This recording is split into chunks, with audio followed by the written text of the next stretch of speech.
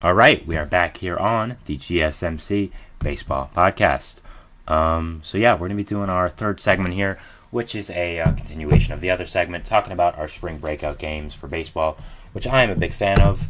I'm always a big fan of prospects getting their due as well, showing off their talent to more casual baseball fans. Not casual that it's bad, but don't follow prospects that much, which is fine. It's a confusing word of prospects. I leave it to the experts, believe me. But I think I know a little bit about it, so I'm going to be talking about it. So, let's get into our Grapefruit League games here. The first one we'll be talking about is Orioles-Pirates. I'm really, really looking forward to this game. You're going to see why. We talked about them actually a few times, the Orioles playing the Pirates. These two great young teams that I'm really looking forward to. Orioles, so much good young talent. We're going to go off the list here just quickly.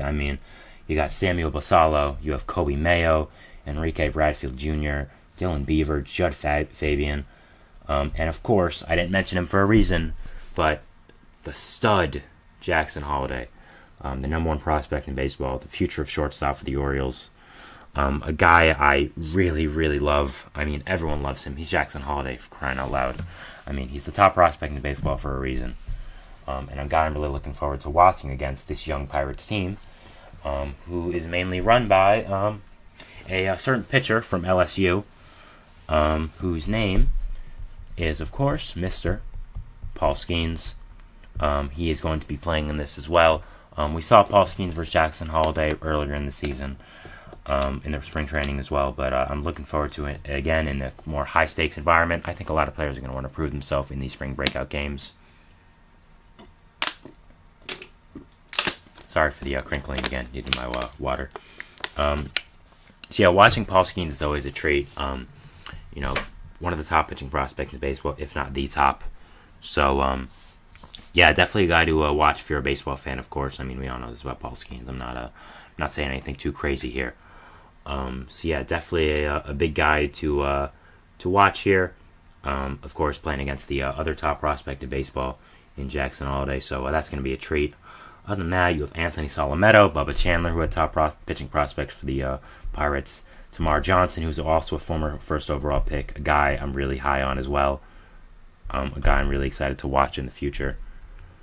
Definitely looking forward to Orioles-Pirates. I think it's going to be a killer of a game, and I'm super, super excited to watch. I love these young players. I love watching them. Next we have Nationals-Mets. For the Nationals roster, they have a good amount of young players. First, for pitchers, the first guy I want to focus on is Harleen Susana.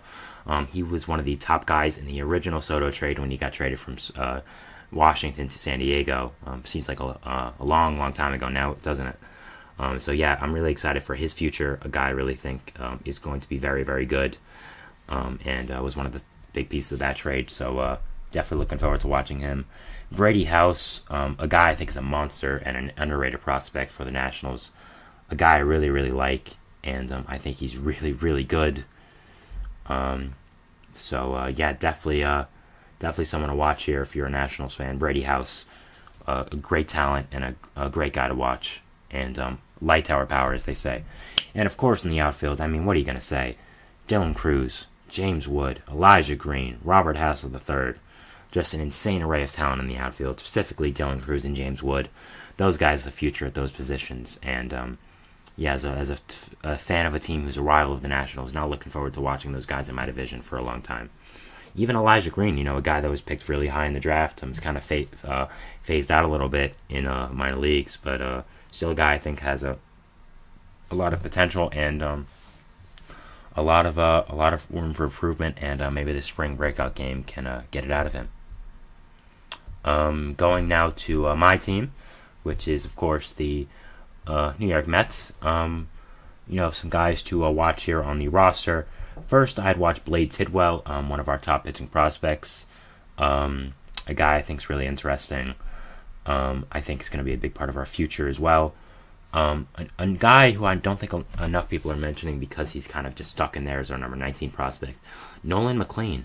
This is a guy we just drafted and is a two-way player. He is a pure pitcher and a pure hitter. He plays both. Some people have called him the White Ohtani. definitely someone to watch. See if he can do both at the high levels of the major leagues and the minor leagues. So definitely someone to watch here if you're a Mets fan, if you're a baseball fan, if you want to see some two-way talent. I think Nolan McLean's your guy. Kevin Parada, who was a first-round pick by us, has kind of not done great in the minor leagues so far, but definitely still someone to watch here and see if he can regain that form. Fell all the way to number 9 in our prospect rankings. Not good. Jet Williams, infield, Luis Angel Acuna, two guys who I think I'm very, very high on, specifically Jet Williams. I love his pure talent. He's really, really short, but I don't think that should affect him that much. Yeah, a guy I'm super interested in watching, and I think he's going to be really, really good. Marco Vargas as well, who we got in the Marlins trade. Colin Houck was a first-round pick, so definitely those guys. Outfield, Drew Gilbert is the main guy. Him and Ryan Clifford, I'll bunch them together because they were both acquired in the same trade from the Astros. Yeah, both have a great future here. Astros traded them for Justin Verlander. Not a great decision in my opinion. I'm not a big fan of that trade for the Astros perspective, but I'm a fan if it's for a Mets perspective. So yeah, Drew Gilbert, a guy I really, really love. I think he's going to be a really, really big part of this Mets future. And yeah, looking forward to watching him. And Ryan Clifford, a lot of power as well. Probably won't be an outfielder in the future, but just a great prospect to watch. Next, we have Marlins Cardinals. Kind of a weird game to pick, but both have some good talent. For the Marlins, first you want to look at Noble Meyer, who is their first-round pick this year. They always have great young talent at pitching, and I think Noble Meyer's the guy to look towards if you're a Marlins fan. This is a guy who can just be come up to your team and be another one of these elite young pitching prospects for you guys. They've had so many of them the last few years. Thomas White as well, another guy you drafted who I think is really, really good. Jacob Berry in the infield, a guy you drafted in the first round from LSU. Hasn't performed that well, but was a first-round pick, so I think there could still be something else left in there. Not much for the Marlins. We know this. They don't have a great farm system for hitting-wise, but always have good pitchers. Next, we have the Cardinals. For the Cardinals, I definitely look at Tink Hence and Tekoa Roby first for pitching. Both top 100 guys. Guys I think are going to be playing a big part of the Cardinals' future. Tink Hence especially. I love Tink Hence. I love his fastball. I love all his pitches. I think he's a great pitcher, and I think he's going to be a great pitcher for a long time with the Cardinals. Connor Hjerpe, Gordon Graceffo, Sam Roberse, Michael McGreevy. Not great starting pitchers, but all guys I think will be solid and will be contributors, whether it is in the bullpen or the rotation. So yeah, I like what the Cardinals did at the deadline last year, but still didn't. As you guys know, I didn't like what they did in the offseason to follow it up, unfortunately. Infield, Mason Wynn. He's gonna be the starting shortstop for the Cardinals. A guy I really, really love. A guy who is one of the best defenders in baseball already, even after being up a little bit. Someone to watch if you're a baseball fan. His arm and fielding ability is just absolutely incredible. So yeah, I definitely watch Mason Wynn, and a big guy to hope for the future if you're a Cardinals fan. Thomas Segazy, another guy I think's a big prospect, and I think it has a great hitting tool. He's going to be really, really good for the Cardinals' future. When he came over from the Montgomery trade from Texas, I was a big fan of it. For the Cardinals' perspective, definitely looking forward to seeing what happened to see how Segazy progresses and how his hitting tool goes on. Victor Scott, Chase Davis, some guys in pitching for the Cardinals as well. Outfield for the Cardinals as well. Sorry, I don't know why I said pitching, but yeah, definitely two guys I'd look forward to. Next game we have is Braves Red Sox. A good game. They made a blockbuster trade together this offseason, so nice trade for them. Sorry if I'm out of frame. Chair's not very comfortable, to be honest. Yeah, that's why I've been moving around a lot. So I apologize for watching on stream or it's bothering you in audio. I do apologize. For the Braves, not many guys right now for the prospects. Kind of running thin after they've all come up, really. Yeah, I mean, really the top guy looking forward to here is I mean, Owen Murphy, probably a nice pitching prospect for them, but that's really it. I mean, I got really nothing else to say about the Braves prospects. They're not that good right now, simply put. That's why they couldn't really make a big trade outside of really old Chris Sale. So, yeah, not a big fan of what the Braves have going on with their prospects right now. So, not much to talk about. But on the counterpart, you have the Red Sox, who have some guys. We talked about their young players as well before a little bit with Brian Bayo talk. But yeah, I mean, you have Kyle Teal, who's a first-round pick from this year, a great young catcher, a great young prospect. So I think a guy who you could definitely look towards as a future pillar of the Red Sox organization at the catcher position, which you've needed for a little while now. Even when you had Christian Vasquez, I mean, that's not the most elite solution for your catching problems. Marcelo Mayer's a stud. I mean, I talked about him multiple times. I love what he's doing there. Nick York, Yoelin Cespedes, Blaze Jordan, some nice infield prospects there. Roman Anthony, Zdeno Rafaela, Miguel Bleis. Definitely guys I'd look for if you're a baseball fan or a Red Sox fan. Ooh, sorry about that noise. Definitely guys I think are big parts of the Red Sox future and could be big contributors in the future. Phillies, Tigers now. Phillies have a few guys to look forward to. First guy, of course, is Mick Abel, who's a great young pitching prospect for them. I think could be a big help for them in the season this year. Griff McGarry, you have him as well. You have Aiden Miller, who's a first-round pick. Justin Crawford, who's a first-round pick. So some nice guys if you're a Phillies fan. No one that really stands out much, but still some guys I think could be big contributors to the Phillies in the future. And yeah, definitely some people to watch here. Tigers next. Also going off the Red Sox Braves thing. They also made a big trade last year, which was Gregory Soto. So maybe they're doing that. I doubt it. I'm pretty sure it's just a coincidence. But yeah, again, I do want to apologize for moving around so much. This is not like me. I'll be recording in a more comfortable location from next week. But yeah, Tigers. Guys I'd look forward to. Pitchers first, Ty Madden, a guy I was high coming on out of the draft. I think could be a really good pitcher. Wilmer Flores, who is not the Wilmer Flores of the Giants, but is his brother. So that's a nice thing. His brother has the same name as him. So that's pretty cool. Catchers, Dylan Dingler, I guess, is a fine guy to watch. Comes from Ohio State. So yeah, go Buckeyes. But also, you know, still a good player. Jace Young, the prospect, the brother of Rangers prospect Josh Young, so someone who watch as well there. Max Clark was their first-round pick this year, top 5.